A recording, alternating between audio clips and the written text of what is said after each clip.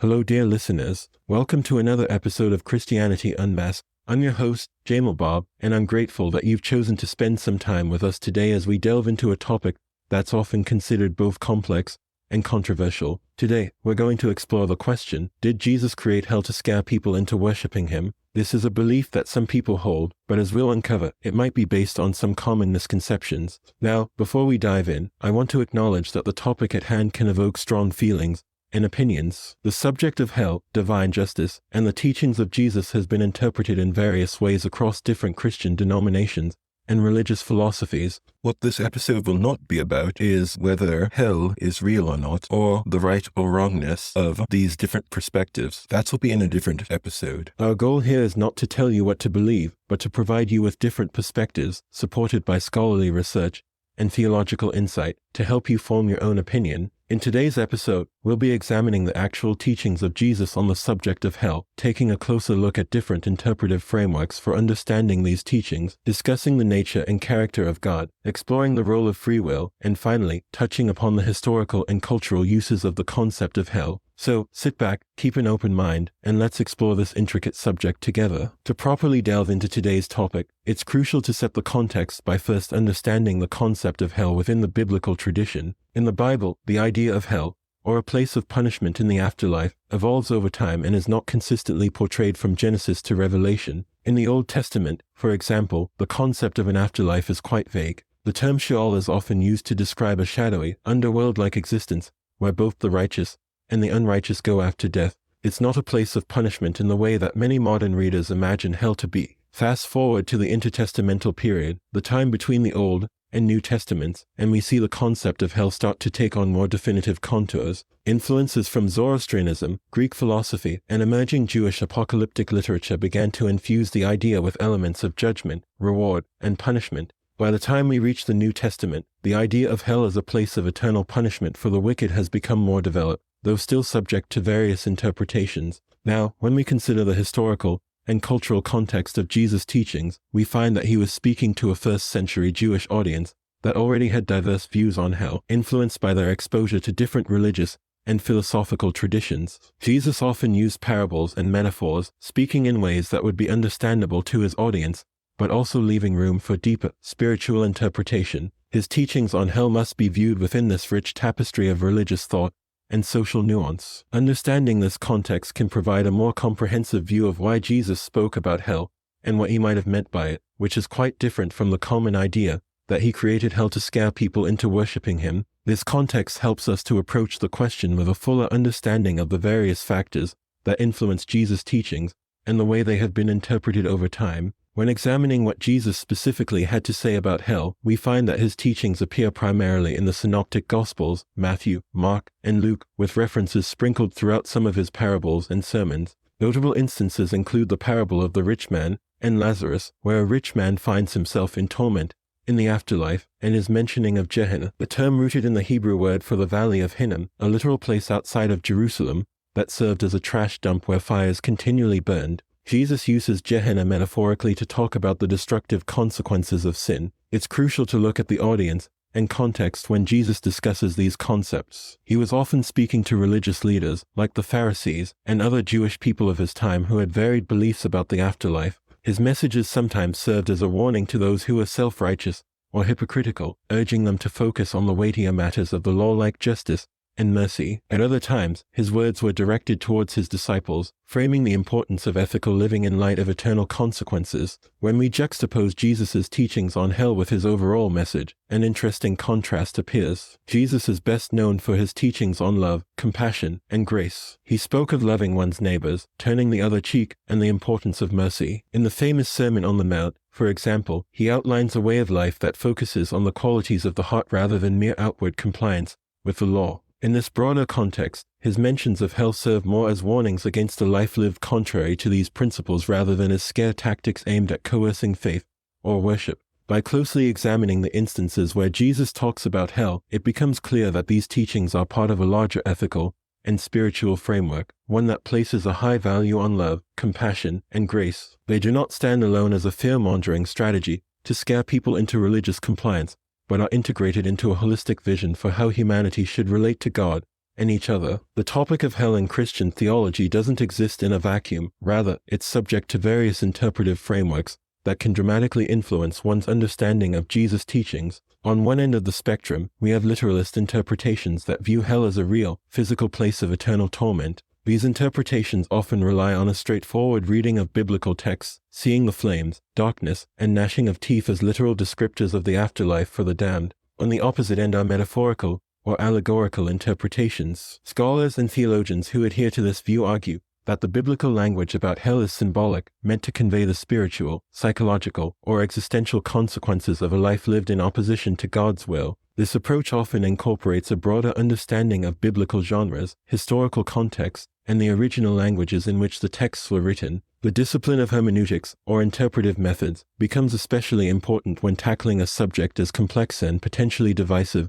as hell. The way we approach the Bible, whether we interpret it literally, metaphorically, or through some other lens, will inevitably shape our understanding of its teachings, including those on hell. Hermeneutics offers structured ways to engage with the text, taking into account its historical context, the original languages, the intent of the authors, and the literary genres at play, among other factors. When it comes to scholarly perspectives on Jesus' teachings about hell, there is a wide range of opinions. Some scholars, particularly in more conservative evangelical circles, uphold a literalist view, arguing that Jesus' warnings about hell were meant to be taken seriously as a description of a real place. Others, often from more liberal or progressive theological backgrounds, see these teachings as metaphorical, aimed at provoking thought and inspiring ethical behavior rather than describing an actual location of eternal torment. Still others propose a middle ground, suggesting that while Jesus' language might contain symbolic elements, it also serves as a warning about real spiritual consequences. Understanding the interpretive frameworks at play can provide valuable context for anyone grappling with the question of what Jesus actually taught about hell, and why it's unlikely that he introduced the concept merely to scare people into worshipping him.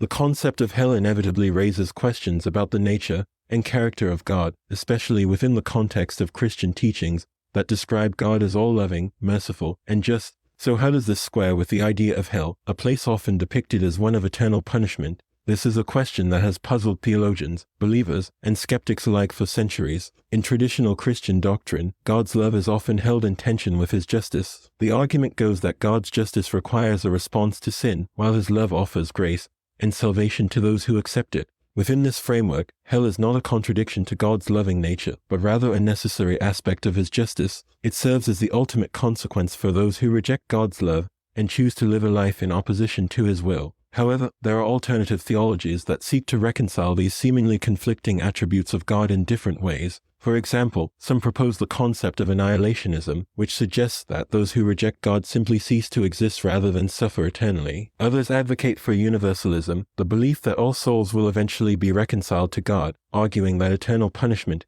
is incompatible with a truly loving and merciful deity. Another approach, known as purgatorial universalism, posits that hell is a temporary place of purification rather than eternal torment, aligning both God's justice and his love. It's also worth mentioning the concept of divine command theory, which suggests that whatever God wills is inherently good, and just by virtue of his divine authority. Proponents of this view argue that questioning the ethics of hell is tantamount to questioning God's nature, which is presumed to be wholly good and beyond human comprehension. The character of God is a topic of immense depth and complexity, with various interpretations and theological frameworks attempting to reconcile God's love and justice. These interpretations have a direct bearing on how we understand the concept of hell, and by extension, what we believe Jesus was teaching on the matter. Whether you find yourself siding with traditional views or alternative theologies, the discussion inevitably circles back to questions about the fundamental nature of God as portrayed in Christian teachings. One of the critical aspects often discussed in Christian theology is the concept of free will. According to many Christian teachings, God endowed humans with the freedom to make choices, including the choice to accept or reject divine love and guidance. This freedom is viewed as a necessary condition for love and moral responsibility, as love is not genuine if it is coerced or predetermined. Within this framework, hell is often understood not as a tool created by God to scare people into worship, but rather as the natural or logical outcome of a life lived in rejection of divine love and moral goodness. Some theologians argue that hell, in whatever form it takes, is not a place where God sends people against their will, but a state of existence that people choose for themselves by turning away from God. In this interpretation, hell is less about fire and brimstone, and more about the profound isolation and emptiness that come from a separation from the divine, the ultimate consequence of free will exercised against God's loving nature. This perspective shifts the emphasis from God as a punitive judge to God as a loving parent, respecting the choices of his children even when they lead away from him. The idea here is that God does not want anyone to suffer in hell. Rather, he wishes for all to come to repentance and live in communion with him. However, the respect for human free will means that God allows people the choice to reject him, and hell becomes the self-chosen state of those who do so. In this light, the concept of hell serves not as a scare tactic, but as a solemn warning about the serious consequences of our choices. It underlines the gravity of the moral and spiritual decisions we make in this life, highlighting both the beauty and the risk inherent in the gift of free will. By understanding hell in the context of free will and human choice, we can better appreciate its role in Christian teachings, far removed from the simplistic notion that it was created merely to scare people into worshipping God. The concept of hell has not only been a subject of theological discussion, but has also found its way into cultural narratives and historical uses, sometimes with motives far removed from its original religious context. Historically, the idea of hell has been wielded as a tool for social control or manipulation. For example, during the medieval period, images of hell and damnation were prominently featured in religious art and literature as a means of encouraging moral behavior and church attendance. The concept was often used to instill fear and thereby ensure conformity to religious and social norms. In various points in history, hell has been employed as a rhetorical device to justify actions ranging from social ostracization to outright warfare. The Crusades and various inquisitions provide historical examples where the concept of hell was manipulated to further agendas that, by most modern ethical standards, seem contrary to the teachings of Jesus. In these instances, the concept was twisted to serve worldly power dynamics rather than spiritual enlightenment or ethical living. It's essential to differentiate between these cultural and historical uses of hell and what the scriptures actually teach. Often, the cultural interpretations take significant liberties with the text, distorting its meanings for various ends. As we have discussed earlier, the Bible itself offers a complex and nuanced view of hell that is open to various interpretations, depending on one's hermeneutical approach. It's safe to say that many historical and cultural uses of the concept do not align neatly with any careful or balanced reading of the biblical texts. Understanding the ways in which the concept of hell has been used or misused throughout history can offer critical insights into the topic at hand. It helps to separate cultural baggage from scriptural teachings and allows for a more nuanced discussion about whether Jesus created hell to scare people into worship. The claim that, as we've explored, may well be a significant misunderstanding of his teachings and the nature of God. Even within the circles of literalist theologians, who take the biblical descriptions of hell as a place of eternal torment at face value, there is a broad consensus that Jesus did not introduce the concept of hell to instill fear or force worship. For instance, Wayne Grudem, a prominent evangelical theologian, argues that the primary purpose of hell in Christian doctrine is to demonstrate God's justice, not to scare people into faith. According to this viewpoint, hell is the ultimate consequence for sin in a moral universe overseen by a just God. Grudem, and others like him, believe that while the Bible describes hell as a terrible place, its purpose is not to instill fear, but to serve as a testament to the seriousness of sin and the reality of divine justice. Annihilationist theologians, such as Edward Fudge and John Stott, take a different approach but arrive at a similar conclusion. Annihilationism posits that rather than facing eternal torment, those who reject God are ultimately destroyed and cease to exist. For these theologians, the concept of hell serves as a warning and a statement on the seriousness of turning away from God, but it's not there to instill fear for the sake of forced worship. Stott, an influential evangelical leader, argued that annihilationism is more consistent with the biblical portrayal of God as loving and just, suggesting that eternal torment is incompatible with God's character. Historian Diarmaid MacCulloch, an expert on the history of Christianity, has also discussed how the concept of hell evolved over time and was often more a reflection of cultural influences than of original biblical teachings. According to MacCulloch, the medieval church's obsession with hell and damnation was in many ways an aberration that has been gradually corrected in more recent theological thinking, moving away from the idea of hell as a tool for coercion or social control. All scholars often point to the broader narrative arc of the Bible, examining the covenantal relationship between God and humanity, the portrayal of divine justice and mercy, and the repeated invitations to freely accept God's grace. These elements together build a strong case against the notion that the primary function of hell is to scare people into worshipping Jesus. By considering these diverse scholarly contributions, it becomes evident that the idea of hell serving merely as a scare tactic to force worship doesn't hold up well under scrutiny. Even within theological frameworks that interpret hell as either a place of eternal punishment or ultimate destruction, the overarching message aligns more closely with themes of divine justice, the consequences of human choices, and the freely offered love and grace of God. Now, before we wrap up this episode, I want to address skeptics that argue the contrary. The belief that Jesus created the concept of hell to scare people into worshiping him seems to simplify and reduce the complexity of both Jesus' teachings and the larger biblical narrative, and makes Jesus out to be a simple manipulator. First, it's essential to recognize that the idea of divine punishment or judgment is not exclusive to the teachings of Jesus. It's a concept deeply rooted in Jewish tradition, the Old Testament, and other ancient religious and philosophical systems. In that sense, Jesus did not create the concept of hell, but was engaging with ideas about divine justice and the afterlife that were already part of his cultural milieu. Secondly, framing hell as a scare tactic overlooks the primary focus of Jesus' ministry, which emphasized love, compassion, and reconciliation. Jesus often spoke of the kingdom of God as a present reality that people could experience here and now, not just a future state to be feared or eagerly awaited. His call to his followers was to love God and to love their neighbors, suggesting that the essence of worship in the Christian tradition is rooted in love and moral action rather than fear. Moreover, the New Testament itself offers multiple pathways to understanding God's relationship with humanity, from parables of lost sheep, coins, and sons who are lovingly welcomed back, to declarations that God is love, 1 John 4, verse 8. These teachings would seem at odds with the idea that Jesus' primary mission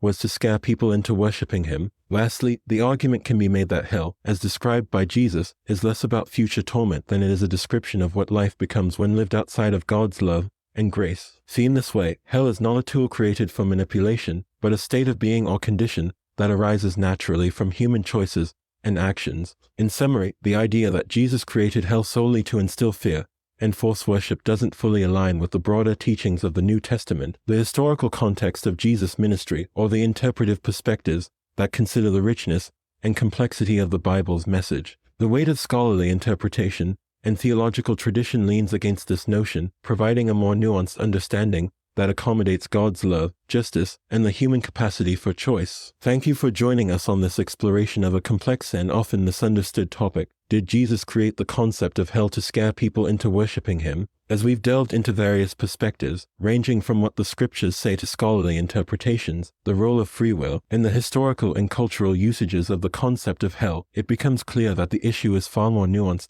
than it may appear at first glance. We've seen that the biblical concept of hell has deep roots that go beyond the New Testament, as well as how Jesus' teachings on the subject should be viewed in the broader context of his overall message of love, compassion, and grace. We've also touched on various interpretive frameworks, from literal to metaphorical understandings, and have considered the implications these have for the character of God as portrayed in Christian teachings. Importantly, we've examined how free will and human choice factor into the equation, arguing that hell may not be a creation of God to scare people, but rather a result of individual choices against divine love and goodness. However, it's crucial to acknowledge that this topic is incredibly complex and sensitive, and opinions among theologians, scholars, and believers vary widely. Our aim has been to offer a balanced and thoughtful discussion that stimulates further reflection and study. We invite you, our listeners, to engage in this dialogue further. Whether you agree or disagree with the points made, the pursuit of understanding is itself a noble endeavor. Take some time to read the scriptures, consult a variety of scholarly works, or engage in discussions to further deepen your understanding of this profound topic.